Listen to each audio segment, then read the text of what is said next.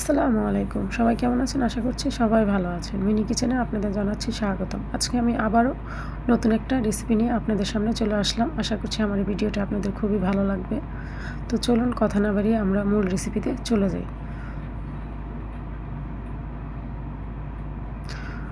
প্রথমে আমি এখানে 1.5 কেজির মতো কলিজা ফ্যাপসা একসাথে সিদ্ধ করে ভালো করে পরিষ্কার করে আমি নিয়ে নিয়েছি।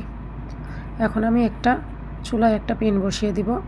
এখানে আমি 6-7টার মতো লং দিয়ে দিয়েছি, 4-5টার মতো গোলমরিচ, এখানে আমি 2টা তেজপাতা, 4-5টা খাল আর 5-6টার মতন এলাচ দিয়ে দিয়েছি। এখন আমি এখানে 1 বাটি পেঁয়াজ দিয়ে দিব। পেঁয়াজটাকে নরম না হওয়া পর্যন্ত আমি ভালোভাবে ভেজে নিব। এখন আমি এখানে স্বাদ মতো লবণ দিয়ে দিয়েছি।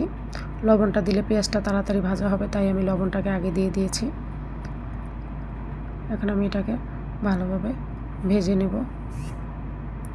এই পর্যায়ে আমার ভাজা হয়ে গেছে, পেঁয়াজগুলো নরম হয়ে গেছে। এখানে আমি 3 টেবিল চামচ আদা রসুন বাটা দিয়ে দিয়েছি, 2 টেবিল চামচ মরিচের গুঁড়া, 1.5 টেবিল চামচ হলুদের গুঁড়া, 2 টেবিল চামচ ধনিয়ার গুঁড়া আর 1 চা চামচ জিরার গুঁড়া দিয়ে আমি মশলাটাকে ভালোভাবে ভেজে এতে আমি সামান্য পরিমাণ পানি দিয়ে দেব।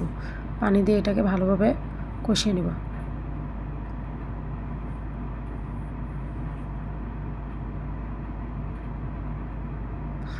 আমি এটাকে ভালো করে কষিয়ে নিব যাতে এটাতে কোনো গন্ধ না থাকে হলুদ মরিচের, তাই আমি এটাকে ভালোভাবে কষিয়ে নিব।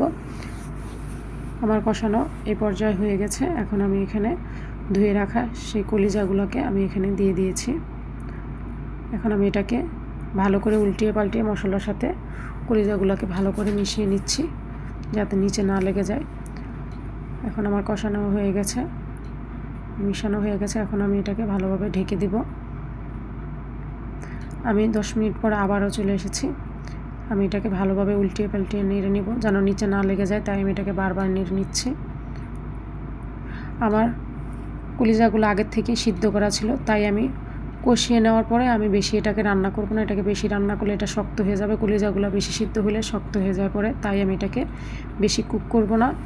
আমি আগে থেকে এটাকে সিদ্ধ করে রেখেছিলাম। আমি এই পর্যায়ে এখানে গরম পানি অ্যাড করে দেব। আমার কষানো হয়ে গেছে। এখন আমি এখানে 2 কাপ পরিমাণ গরম পানি মিশিয়ে দিয়েছি।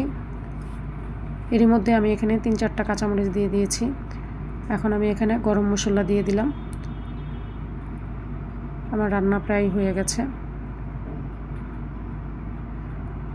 এখন আমি এটাকে পরিবেশন করব।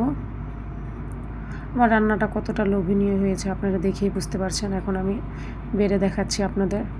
জিনিসটা একদম সুন্দর হয়ে গেছে, উপরে তেলটা ভেসে এসেছে, মাখা মাখা হয়ে গেছে। আমার এই রেসিপিটি যদি আপনাদের ভালো লেগে থাকে তাহলে প্লিজ আমার এই চ্যানেলটিকে ফলো করবেন, আমার ভিডিওতে লাইক কমেন্ট শেয়ার করে আমার পাশে থাকবেন, আমার চ্যানেলটিকে সাবস্ক্রাইব করে দিবেন, আমাকে সাপোর্ট করবেন। আমার জন্য সবাই দোয়া করবেন যেন আমি ভালো ভালো ভিডিও দিতে পারি, নতুন নতুন ভিডিও আপনাদের সামনে আনতে পারি। আজকের মতো এখানেই বিদায় নিচ্ছি। আসসালামু আলাইকুম।